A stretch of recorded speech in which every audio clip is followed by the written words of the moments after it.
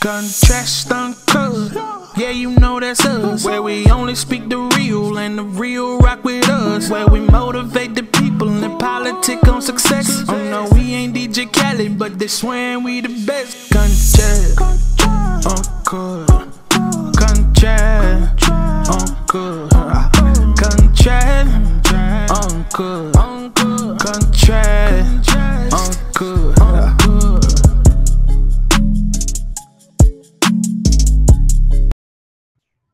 What's happening? It's Contrast Uncut. It's season 4, episode 11. Man, big shout outs to Uncle Snoop's Army and Bobby D Presents. I appreciate you, brothers. It's your host, Zylo, aka DJ $1 like I won some money. Today, ladies and gentlemen, we got a really dope special guest. You know, he's real royalty when it comes to this music, when it comes to rhythm and blues, when it comes to that funk sound. He's from the Pomona, California. With over 30 years in the industry, he's a recording artist, singer, songwriter, entrepreneur, owner of the independent label Buddy Boy Entertainment. This brother is the hook master when it comes to that funk sound. You know, he's the son of legendary Motown Records composer and member of the original Funk Brothers, Jerry Long Sr. He's one of the most featured artists there are when it comes to this music, with his sound being one of the most sought after voices in the game. He's worked with some of the greats in the game. You know, Uncle Snoop, Dr. Dre, Eazy-E, Ice Cube, NWA, Above the Law, 40, Nipsey Hussle, just to name a few.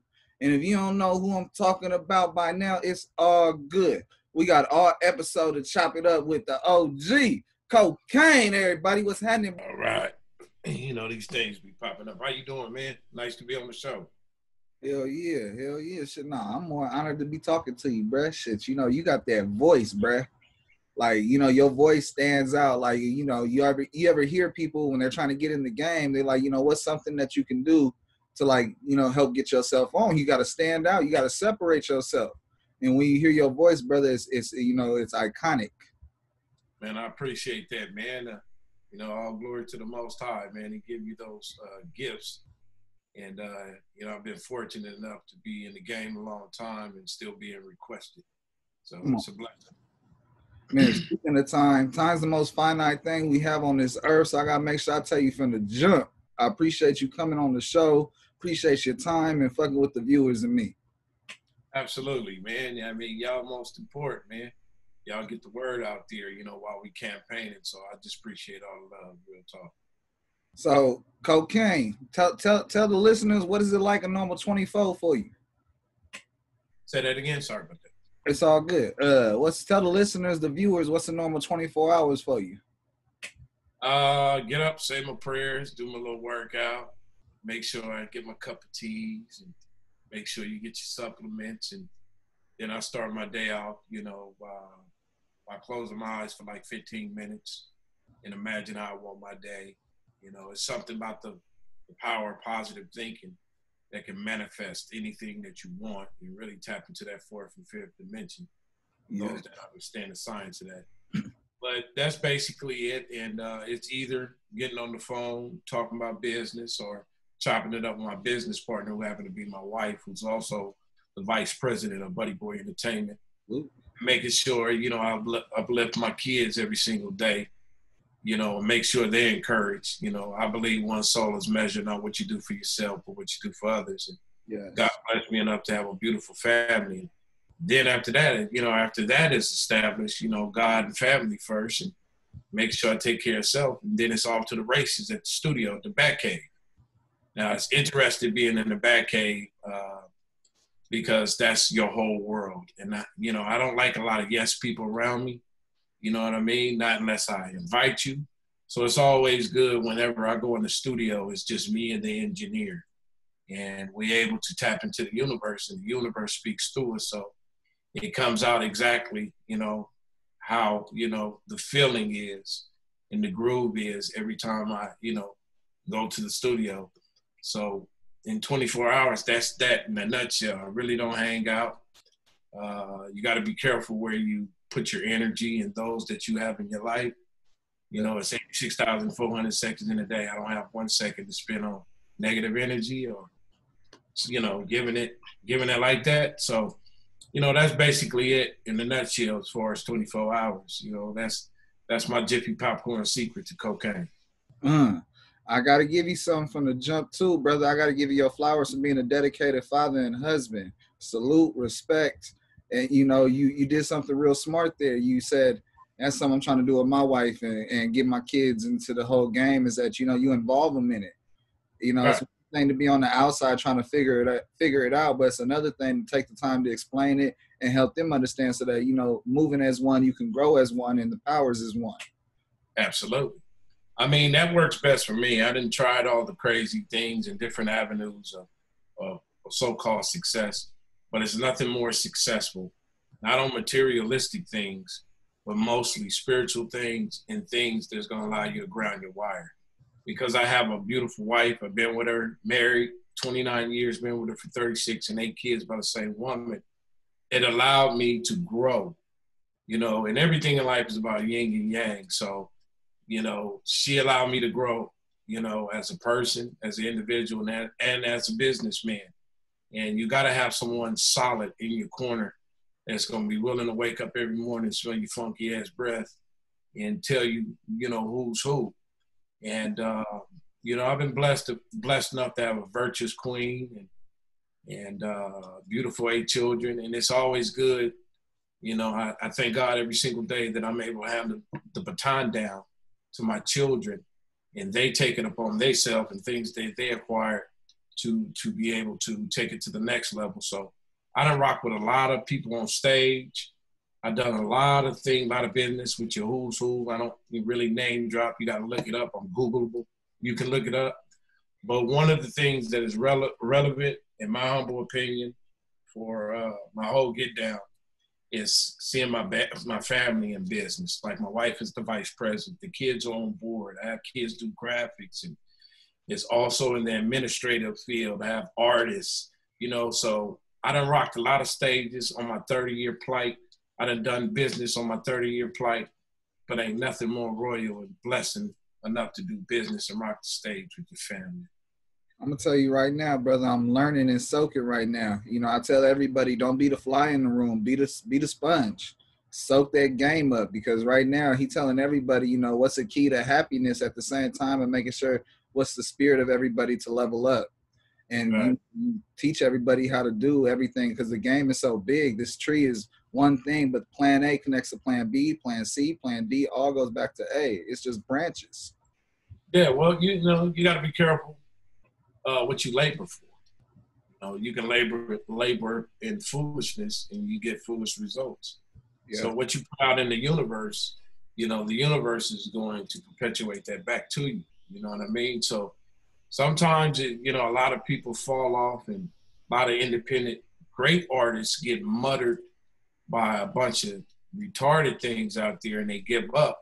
You know, my thing is, you know, when you look at the cocaine story, it shows you, it lay out a blueprint of all these things that I was able, in a very humble way, to be a part of the G-Funk movement, NWA movement, all these different fashions and revelations.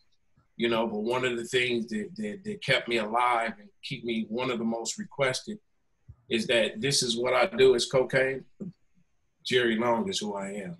So I like to give them, the audience and young artists that are upcoming, to let them know it's not enough for you to just be creative and have talent. What's behind the person?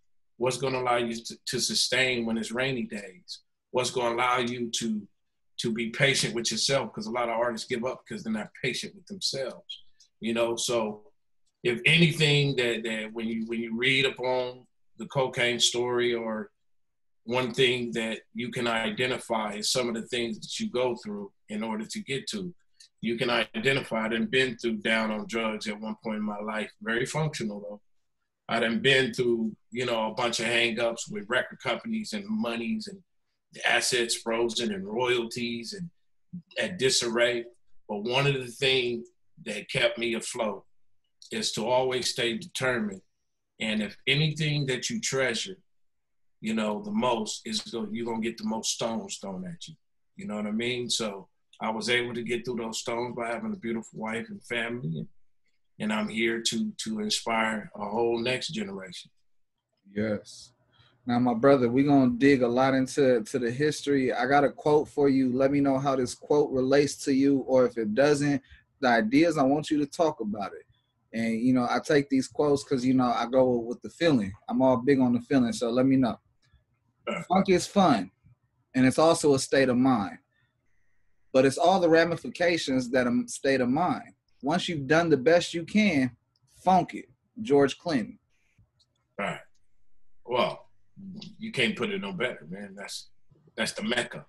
That's the Don. You know what I mean? It came from him, and it's tribal, man. When you think about funk came out of, it derived from slavery. You know, rhythm, blues, rock and roll, all these forms.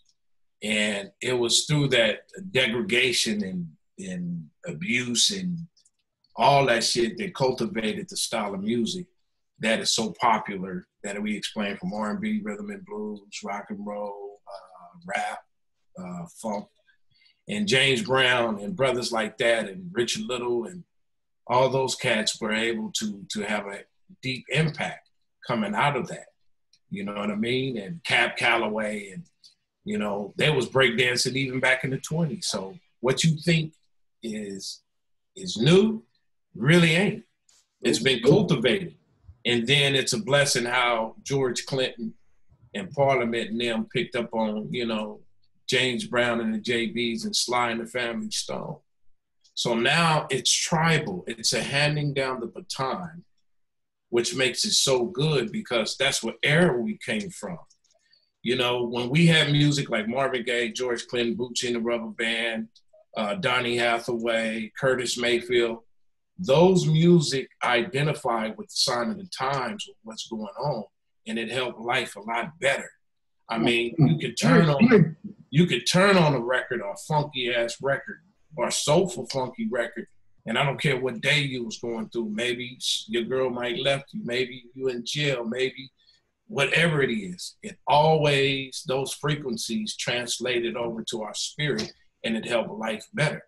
That's what music is meant for. It will kill, destroy, or build, inspire, wherever it is. And it stopped being that way for a minute. For the last really 10 years, it's starting to come back on the hunt because it's a damn virus out here. It's a racist president. Music need to identify with what's going on.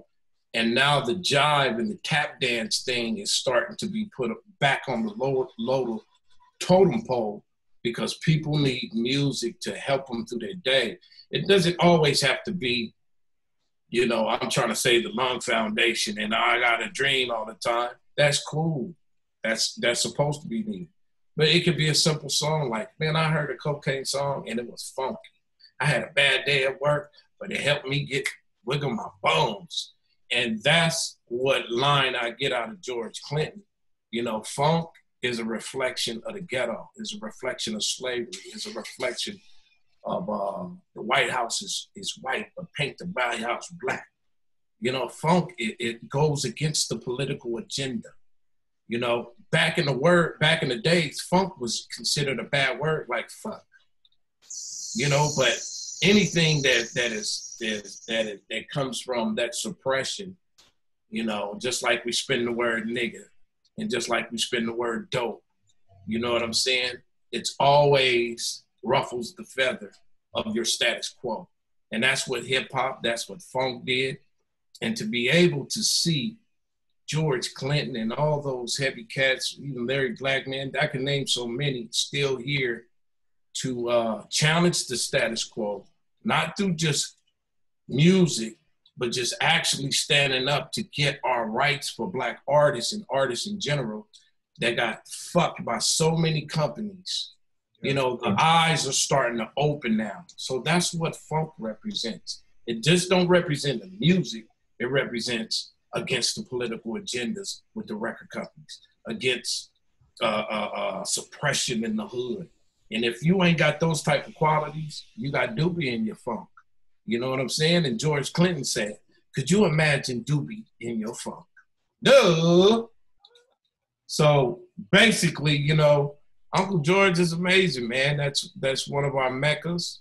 Him and Bootsy Collins and so many greats out there. And they showed me so much, man. I would never be where I'm at without being inspired by your Curtis Mayfield, Barry White's, the Parliament Experience, Malia, rest in peace, from the Brides of Funkenstein, and Gil Scott Heron. It's like now I'm glad the world is starting to get back to that because they need the funk. Yes. You know what I mean, funk not only moves, it can ring. Yes, yes. Facts, brother. I want to ask you, did the game choose you or did you choose the game?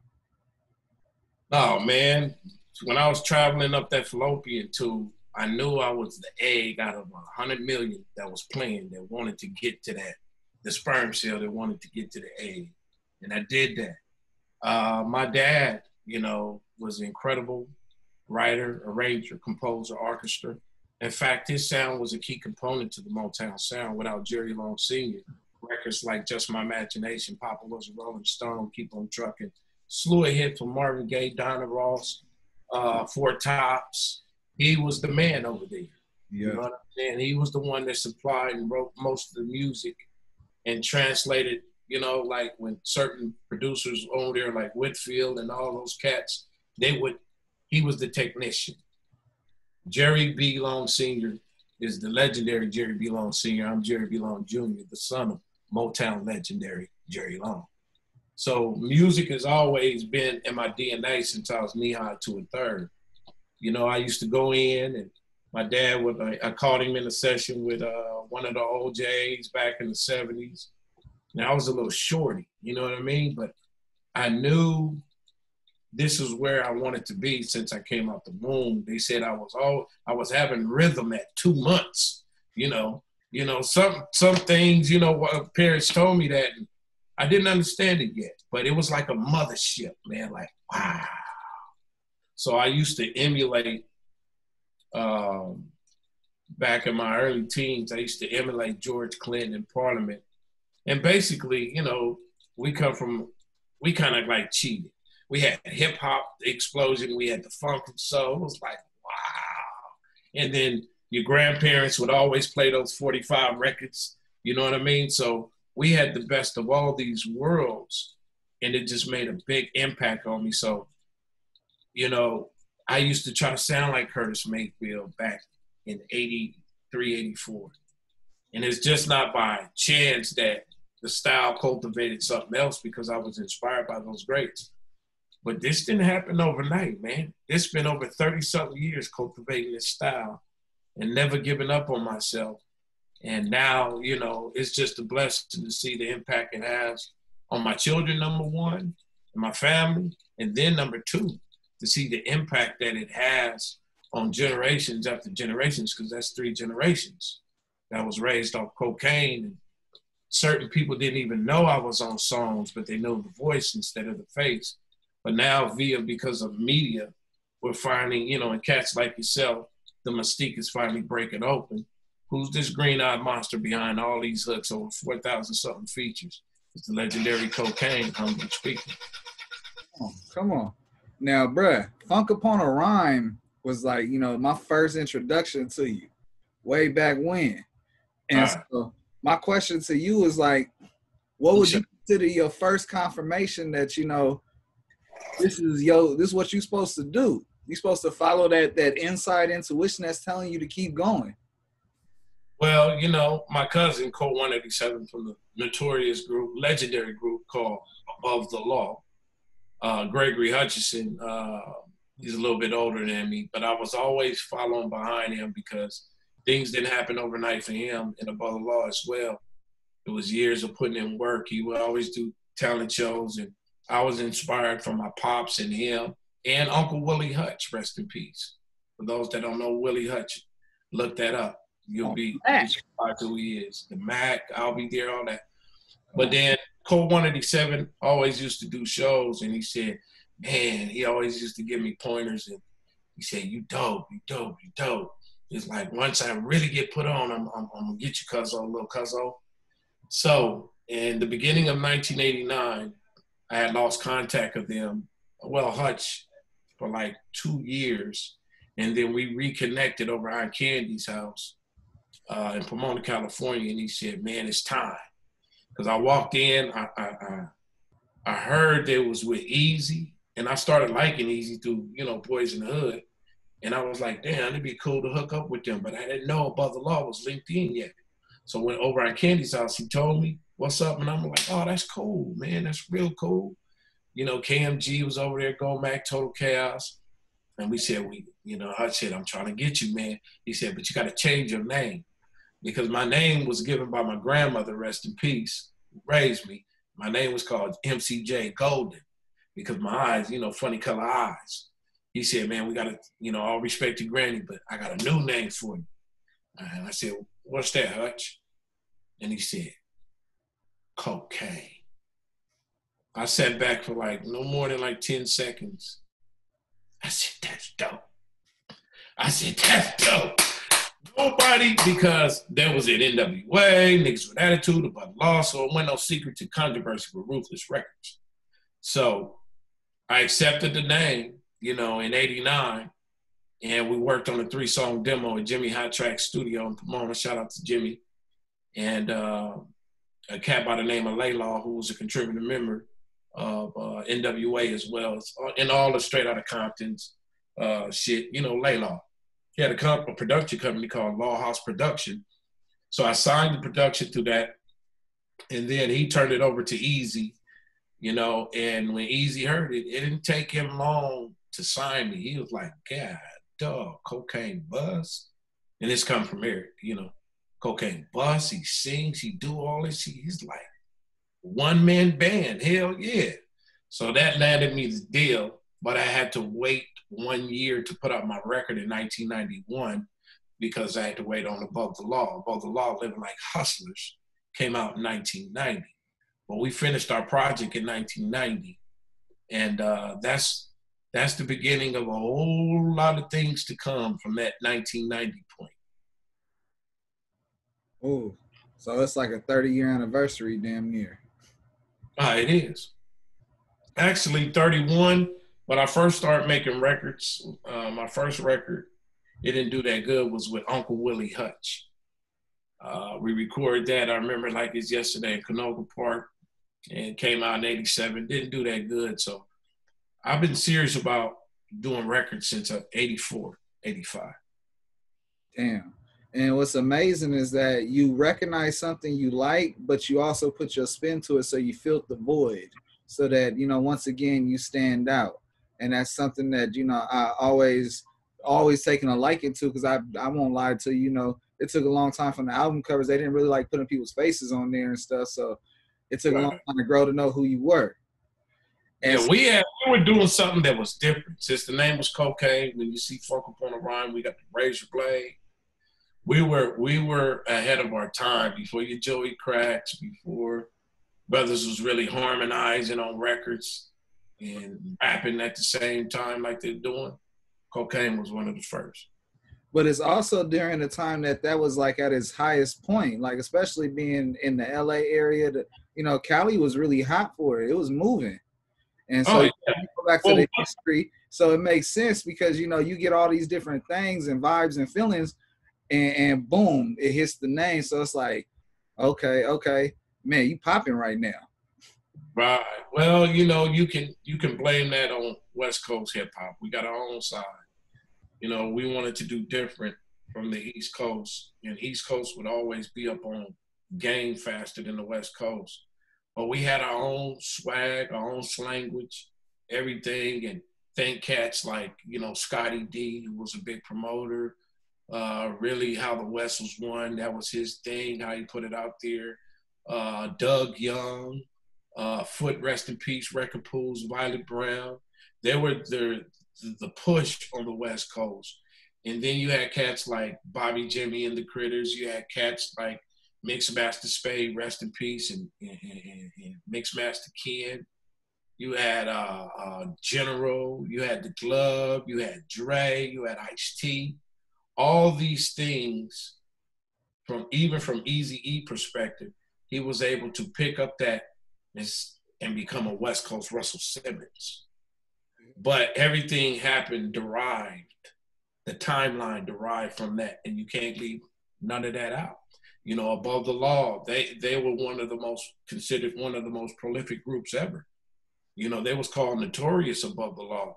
So prior to that, you know, Puffy, Biggie Smalls, I mean, they were in love with Above the Law, Cocaine, and Eazy-E.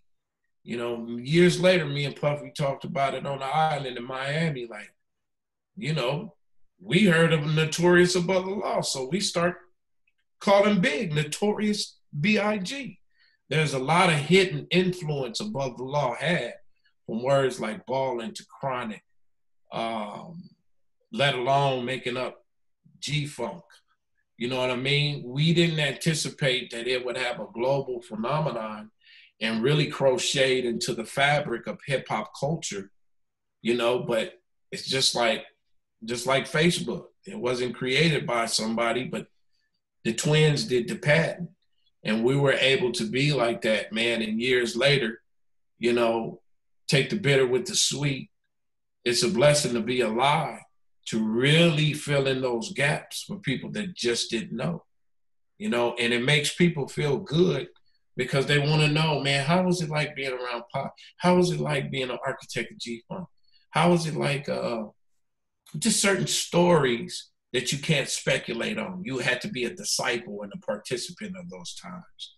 And I was blessed enough to still be here, still making good music, but handing down the baton and becoming an elder and teaching people, this is what you need to sustain, not your creativity. You need to sustain with everything, all the bullet points of wisdom. Because if you don't, man, this is the worst business to be in, man. One of the worst industries. It'll take you for a ride. You might even lose your life if you're not careful. Come on. And see, for those that don't know, I talk about it all the time, but it's like music is it's an art. It's a blank canvas. When the producer gets on there, the musician gets on there and add those sounds, he leaves just enough room for a voice to come on there and make it all come in, because that voice is a harmonic instrument. And right. All of that shit comes in, and then we're just blown away on the substance that we get. And as a big music fan myself, bro, I've always appreciated where people put the value into the wisdom of what's being said instead of putting out some bullshit of what's supposed to be told. Yeah. And you know what's a trip? I'll tell you real quick. It's a trip how the universe, as writers, use you to plant seeds for things and times that are happening years later. So it gives you like goosebumps a little bit. Like, for instance, when you look at No Pain, No Gain, or you look at No Representation on the Pomona Rhyme, or you go over to the Uncle Sam's Curse, even the cover looked like Donald Trump. Even we said Donald Trump in the song. Even we said certain things that are happening right now. So that's how powerful music, and when you tapped into the universe, and you know, you can blame it on being in your DNA or whatever, but then we're able to articulate that years later. And that's why George Clinton say light year grouping, because people are just now catching up. Come on, it's the power of the tongue. And some people know how to use that tongue a little bit more different so that they can hit sequences, they can hit just them different notes so that, you know, it feels you different, it hits your soul different. You listen to certain people sing and it's like a spirit. You could be thinking about a million things and then that voice hits, it's gone. You focus keyed in on that voice and it just uplifts you. And you spoke about it earlier in the music then to now how we're starting to transition back. And, you know, I'm excited to not only hear as you continue to grow into what you're doing moving forward, but also the different seeds and different gardens that are growing from the things that you water. Right. Well, man, you know, you said it in a nutshell, man. Music is powerful. So I'm starting to understand 432 hertz, what that really means. You know, when it hits your pituitary gland, when the audio hits your ear, when it goes down into your spirit. Everything is about a balance, yin and yang. Good one, no good if evil didn't exist. You know what I'm saying? So it's for us to go through life and perpetuate more of a balance. Not too much this way, not too much that way, to where you don't over exaggerate your calling and don't, it's more about you instead of the universe having to move you. You know, music is supposed to move you. You know, it's not supposed to articulate things that are perpetuating frequencies that's going to allow you, you know, that's going to make you do something stupid. That's why you have an influx of the big record companies like to gravitate towards the ignorance as opposed to cultivating teaching, because the cure is not in the healing. The cure is in feeding you this synthetic dope.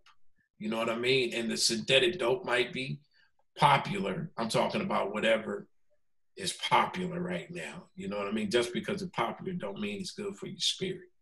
You know what I mean?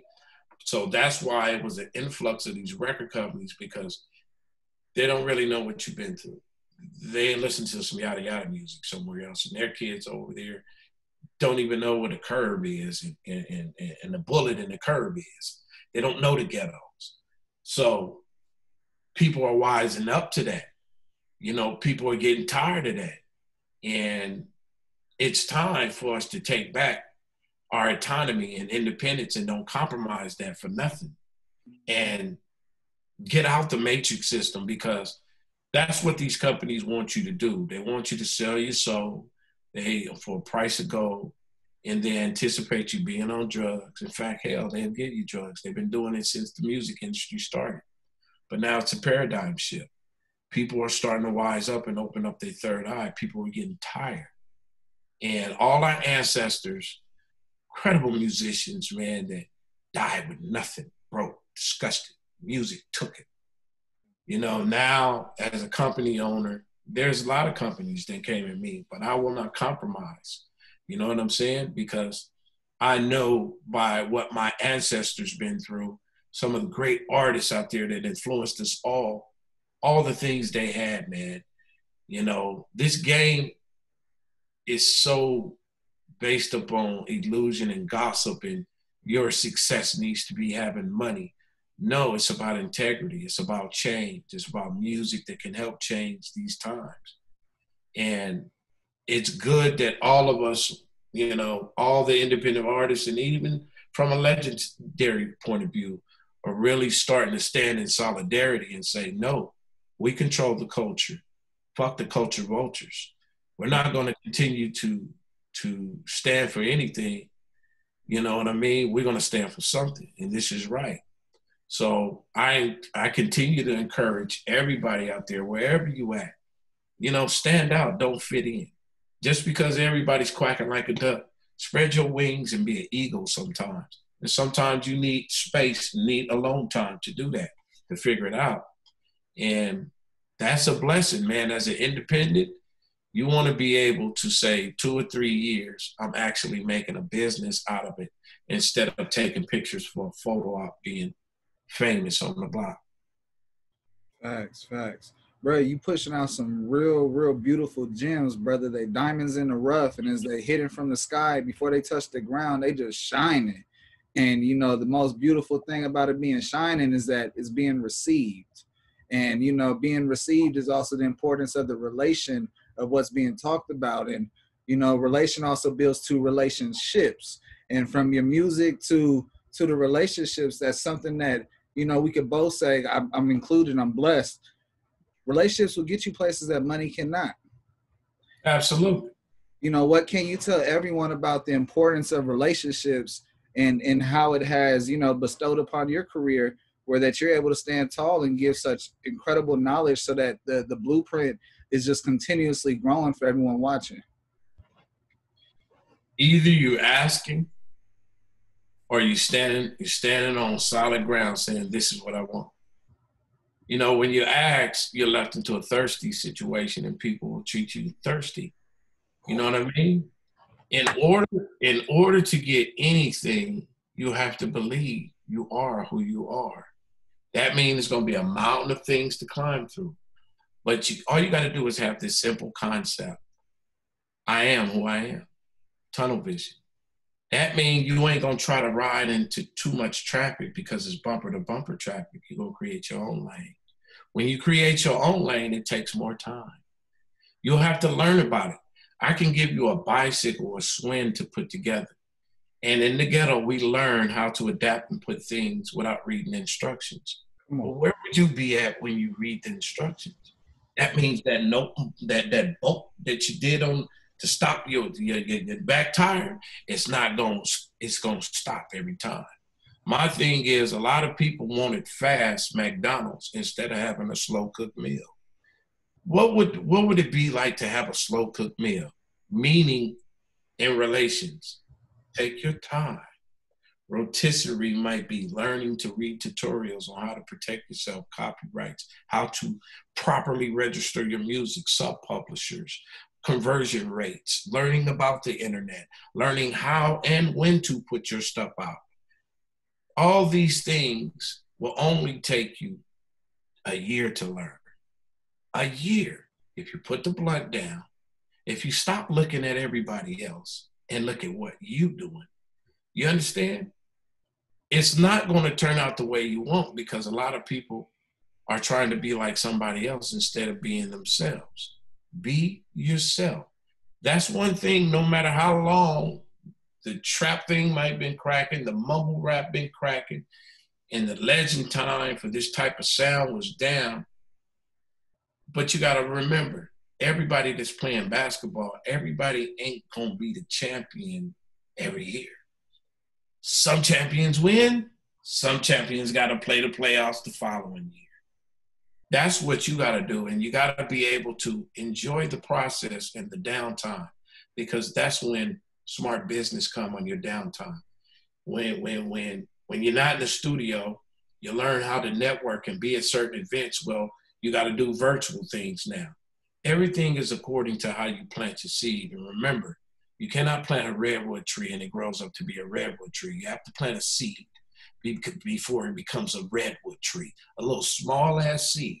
So every day you wake up is one step closer to your goal. What a man or woman think is what you sow. If you think it every day and be in a rhythm, why do you think shamans are powerful? Why do you think prayers are powerful? Because everything is in a rhythm. It's repetitive. It can be repetitive in the wrong way and it bring out those results. And it can be repetitive in a good way. Once you lock in that rhythm, watch the universe. Things are going to come to you faster. And then you're going to say to yourself, I need to kick myself in the ass. Why didn't I do this a long time ago? Because everything is a season. It's the reason why summer is summer and winter, winter.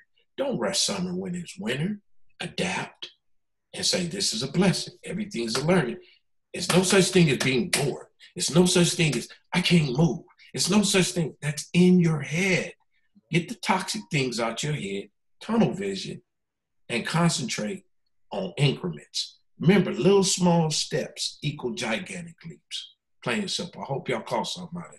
Come on, no, you said something that really important that people, especially from from the gutter, from the ghettos, from the streets, they get the impression when you do something bad, you don't do it slick enough, you're gonna get in trouble, and something's gonna happen. They don't take that same concept. If you do something good, put the work and the energy behind it, something great's gonna come from that. And I think a Tupac around there. It's cool to be inspired, like I was inspired by George Clinton. But my name ain't George Long. It's too many people trying to be three Pacs instead of being themselves. They turn around and be smallpox. You can never be Tupac. You can only be inspired. So that's what we're here for, is to find your own individuality and uniqueness. But at the same time, you can contribute some of your inspiration to all those greats that you heard, that you absorbed. That's what it's about. I absorbed what George did and part of it. But can't nobody say, damn, Kokane is really trying to do part of it. No, Kokane learned from that and did it his own way. Find your own way and get out the way of everybody else. Come on, it's all from the gumbo pot. Whether it's Tupac in the gumbo pot or Bob Marley or George Clinton or Bootsy Collins, influence is influence, and how it inspires you is how the universe receives you. Righteous. And so I gotta, as we talking about all the positivity, I do want to put something out there. What's something that people got messed up, fucked up about the game, the industry? That people owe you shit. don't owe you a motherfucking thing. Come In a on. cheap way. Nobody don't owe you nothing. Yeah, people want to play the blame game instead of looking themselves in the mirror. You know, but all sperm cells don't get to the egg. Everybody can't go. Come on. It's unrealistic to think everybody gonna make it. So what makes you special? Just because you don't? Nah, that don't mean nothing. Why you so busy badgering a person that don't have half your skills, but the business is good? Now, what's your problem? People got it fucked up when they think it's just about picking up a microphone. No, half the people that's looking good up on there are not selling the records that they said they sell, especially according to the janky ass streaming. They're selling dope. There's a lot of niggas still selling and doing what they're doing. I don't mean to say, you know, of course, I ain't no snitch. That's what's happening because we're forced to. The record companies figured out a way on how to fuck the independent even more and all kind of things. So you got to learn. And that's what I was able to do. I created my own Buddy Boy Digital. I got my own platform we created. So that way, if a nickel go out, I'm getting $4.99. The rest would go to the people that GoDaddies and all that. And I still have my distribution line through Sony. So that way I'm showing variety, but what I'm doing is basically weeding them out slowly. And things take time, you know, because it's just like a credit card. What are you going to do? Even though they got an Illuminati signal on the back, you still got to use your credit card. So there's ways you got to take time to learn about how to make a business out of your investments, because there's a lot of people spending more money that's coming in. Because that's one of the things and blueprints that especially for the youngsters, if you really maximize and listen to what, you know, nephew Nipsey, rest in peace, Missy, you will understand, man, I'm the sperm cell that's going to get to the egg while other people are playing. And it just boiled down to that. You have to make time in order for time to make itself available for you. You know, you have to make the right time. Time gonna give you all day. But if you waste time, too busy thinking about how I'm gonna get there, why I can't get there, you shut yourself off from even learning how to get there. You know what I mean? So my suggestion to everybody is tunnel vision. Like Shawshank Redemption, the movie. It wasn't windows in the tunnel. He had to climb through a lot of shit, but he kept concentrating because he seen the light. If you see the light in yourself, don't let nobody dimmer your light. That's the problem. That's what brings stress. That's what brings dysfunction, is because it's always outsourced people that is bringing on the inside. There's people that try to throw your swivel off. You have to just, nope. And learn how to say no sometimes. You can't say yes to everything, especially things that's not going to benefit you spiritually or business-wise. Come on. Man, you dropping so many gems. I'll be like, ooh. I get some goosebumps. I'll be ready to put some in, then you drop some more knowledge out, and it's like, oh, I gotta soak that in. Oh. That's the best teacher of life, man. That's his own gospel. Come on. I say it's not about your age, it's about your experience. And then it's also about what you retain. Yes, sir. What would you be doing if you wasn't doing music? Probably preaching. Probably preacher. I wanted to be a jazz artist, you know, too, as well, because I was in 13. I was first trumpet, and my dad gave me a Bach, you know what I mean? So that's how I learned a lot of my harmonies and music theory and technique, by playing in the jazz band at 13 and 14. So I was on that right there, you know. But it taught me a lot. I studied a lot of jazz greats, from Miles Davis to U.B. Blake to Thelonious Monk, Duke Ellington. So I learned how, you know, not just picking up on what records, R&B records I was inspiring, hip-hop records. I actually was taught music theory, how to put records, how the most simplest things, arrangements and all those things. So I look back, I was like, wow, man, you'd be surprised how life can train you for things you don't understand, but years later do. You know, like the drunken master technique. He thought he was going to do that stand, but he said, put your hands in some hot rice. He was like, what this got to do with Kung Fu? But years later, that's how life teaches you. You know, all those things you went through, whether good or bad, you understand years later, and you know what to do when you get there. Come on. And you just got to keep plugging away. Don't quit. Arrive. Get to your destination. Yes, OG, what's your favorite 3 songs of yours of all time? That's all the features. That's everything. If you had your own verses, what's your top 3 you going with? When it comes to Kokane, the number 1 song is a song called No Pain, No Gain. I didn't know that was writing that song for so many funerals. You know, I was raised by my grandparents, and my grandmother, you know, I was mama. She was very close, and I was missing her and missing a lot of people. And that was the precursor to, you know, our beloved brother, Eric Wright, Eazy-E. That song was played at his funeral, and it was played at so many. And it's a blessing to be used by the universe, our God. The years later, that song helped raise so many people and helped so many people while they was going through their healing stage, that all I can say is that thank you, God, for picking me to write those lyrics. That's one. That's my number 1. A song called Time Keep Moving On. It's with Mitchie Slick. You know, that's a great song. Shout out Dago. Yeah, shout out to Dago. There's just a lot of songs. I guess off the Above the Law, Rain Before Rainbows. You know, a lot more. If anybody asks me what's my favorite, I'm gonna always pick the prolific message songs, because that's what I believe, and that's what era I come from, where you had to have a balance. You know, you could turn on a Marvin Gaye, what's going on, and then a sexual healing. You know, I always would articulated a balance in my music, you know, and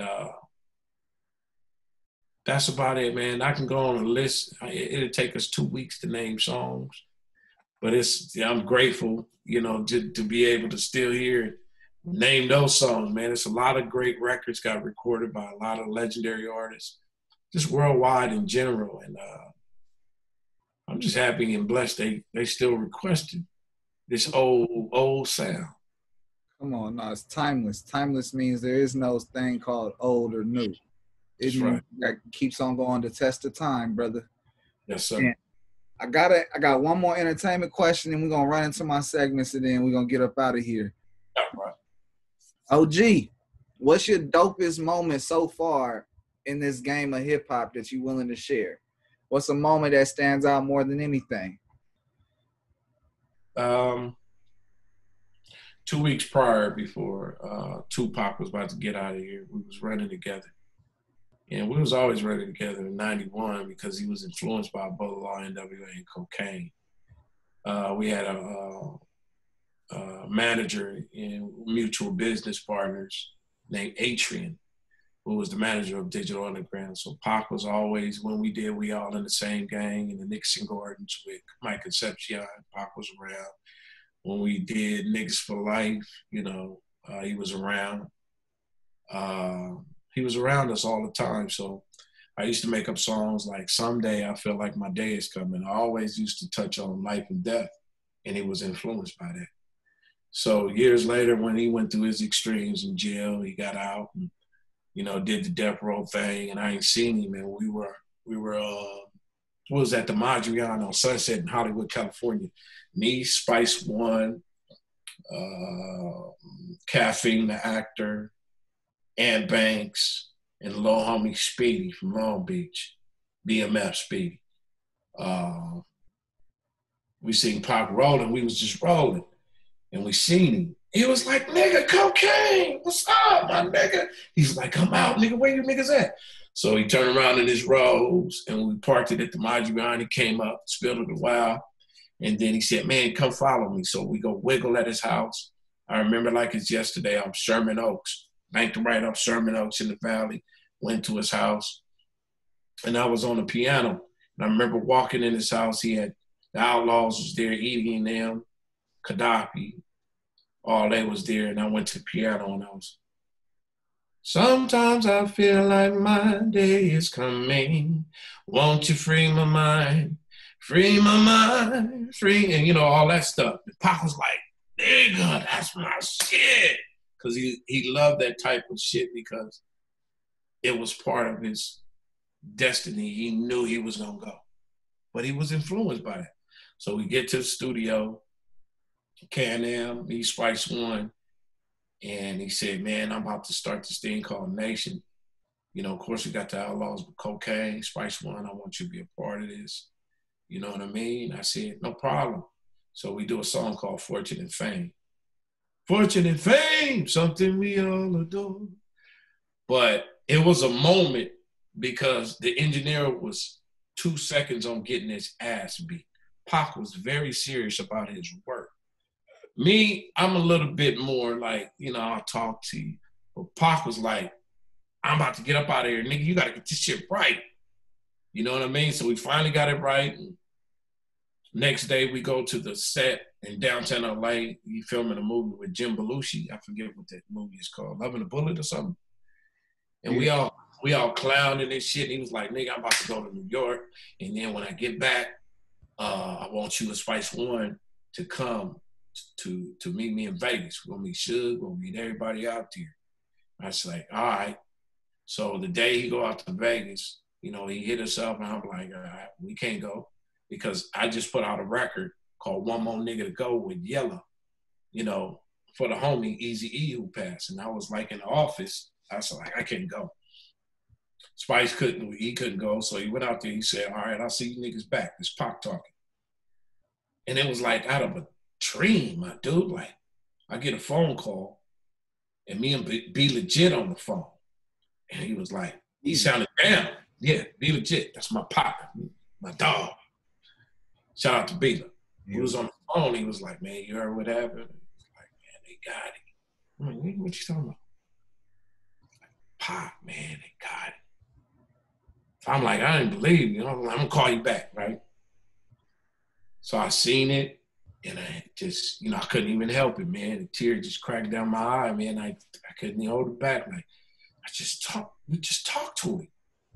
He was just here. Like, we were supposed to be out there. All these little things running through your mind. And it just was one of those things, man, where it took me back to like Eazy-E. How, I'm not even gonna lie, how sad it was, for Eric to pass. And then a year later, Pac passed. And it was just surreal, man, like some shit out of a movie, fucking movie or something. But going back to remember what those two stood for was just incredible. And not to say, and not to say, but also interjected. It's amazing all the features and work I've done with the legends that are not here, from Easy to Pac to KMG to Jay Dilla to Mac Dre to the Jacka to Nipsey Hussle. I count on both hands that I was blessed enough to be able to work with those incredible legends, man, that left jewels. And, it's a trip, man, to be able to tell the audience how it really was and, and fill them with that inspiration, not from a speculative point of view, but actually being there, man. Ain't nothing like being there, man. And, I pride myself, not just, the accolades is cool, being the most featured artist. Yeah, that's a legacy for my kids and generations to come. But to be able, kind of like the disciples did with Jesus, to be able to actually tell you how it was. Come on. It's amazing. It's just amazing. No, them some of my favorite rappers. Come on, from Nipsey to Pac to the to the Jack, like Yeah. that shit fucks me up thinking about them. Yeah. So,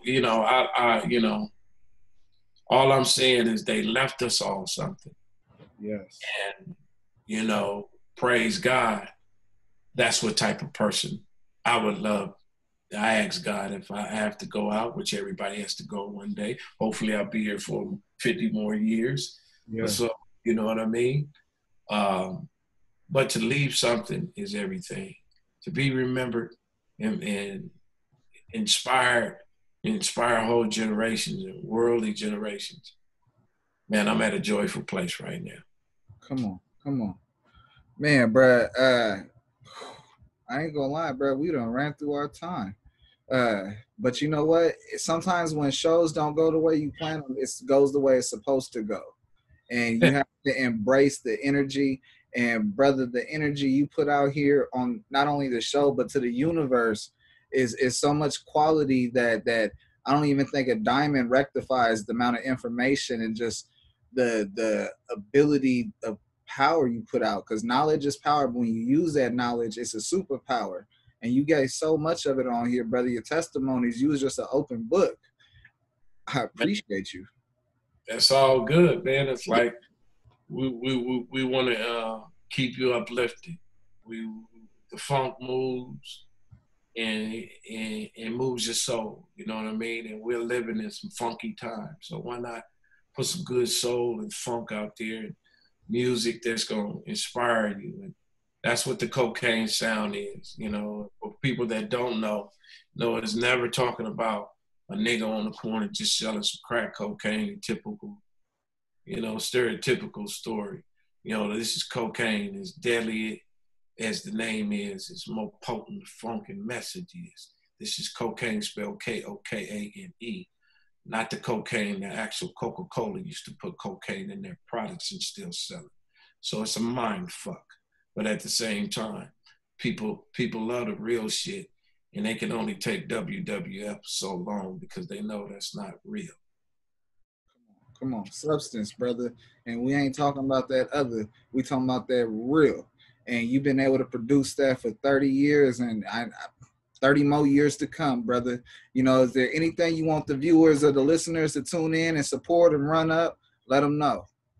Stay sharp at what you're doing, sharpen the surgical tools, learn about it, stay prayed up, apply, and adopt positive things that's going to help this thing called a hobby actually turn into a business for you, and be the sperm cell to get to the egg. There's a couple of announcements I like to make. I don't want to be take up too much of your time, brother, but the new single I got coming out is called Monkey Wasn't Funky. We're going back to the essence of funk. K-funk, that is, introducing a new genre of music. I did the PG, now I'm doing the K-funk. And the song is called Monkey Wasn't Funky, produced by this incredible cat named Mofak overseas. He's killing them right now. And Monkey Wasn't Funky dance. We're doing $1,000 dance contest, to bridging the gaps with people our age who pop, or the young generation, young millenniums, to make up a Monkey Wasn't Funky dance. That'll be out soon, if not out already. And stay tuned for the new album. It's coming soon. I had called the album Wake Up to Get Your Cake Up, which is dropping in 2021. But, the universe said, man, go back to the 70s and 80s. So this new cocaine album is called Give Me Five on the Black Hand Side. You understand what I'm saying? So that'll be out soon. You also can go to my site at buddyboyent.com. That's BUDEBOYENT.com, and go get the classic cocaine collection and check out the new artists. Shout out to my daughter. She's also coming out. She's the tree on the branches. You know what I mean? Anissa Long, aka Young Colombiana, she coming out with a song called F-Boy Signs, with the single and video coming soon. And I have my nephew from Ohio. I know it's a lot of information I'm trying to get in. His name is fucking Justin, aka Justin Moon. He got a cut coming out called Man Please. So he's from Ohio, stand up to Cleveland, Ohio. And I can go on for days telling you a lot of stuff. We also have a cocaine strand coming out. We also have the cocaine gear coming out for the high scale and the street gear. So there's a lot of things that, you know, I'm applying myself to. But make sure you tap in to buddyboyent.com.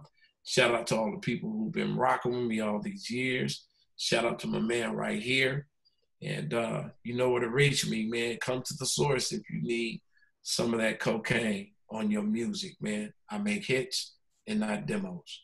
Holla at your guy, man. Much love and God bless. Yes, sir. Yes, sir. It's Contrast Uncut. It's season 4, episode 11. Man, big shout outs to Uncle Snoop's Army and Bobby D. Oh, yeah. Shout out to my guys. You know, I just talked to Snoop yesterday, so we back at it again. Always showing the solidarity. So, you know, we got some of that last meal part 2 coming. So shout out to him and Bobby D. He's doing some incredible business move, also inspiring these young brothers how to make certain pivots in business. So everybody's connecting back together, man. This is the culture, man. We are the culture, man. Nothing don't move without us. Come on.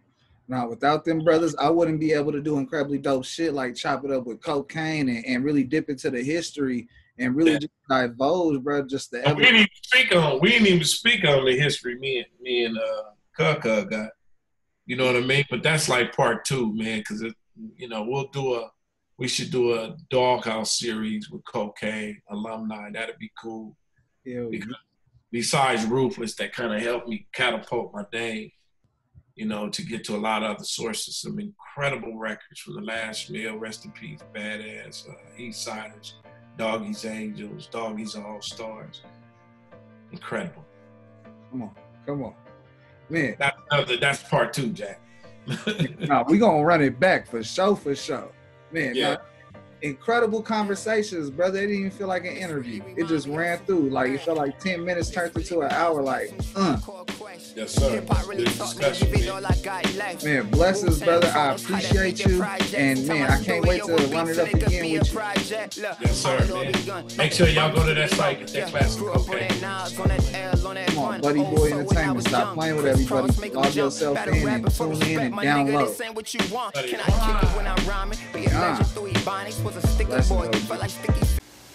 Man, I know you guys can't smell this right now, and I ain't talking about none of that other stuff. I'm talking about some of that good stuff, that smell good stuff. I think it's breakfast. What time is it? It's breakfast time. Make sure you tune in to Contrast Uncut no matter what you're doing. Whether you're eating breakfast, you're smelling good food like I'm smelling, or if you're smelling other stuff, we're good to watch too. Make sure you tune in. Thank you.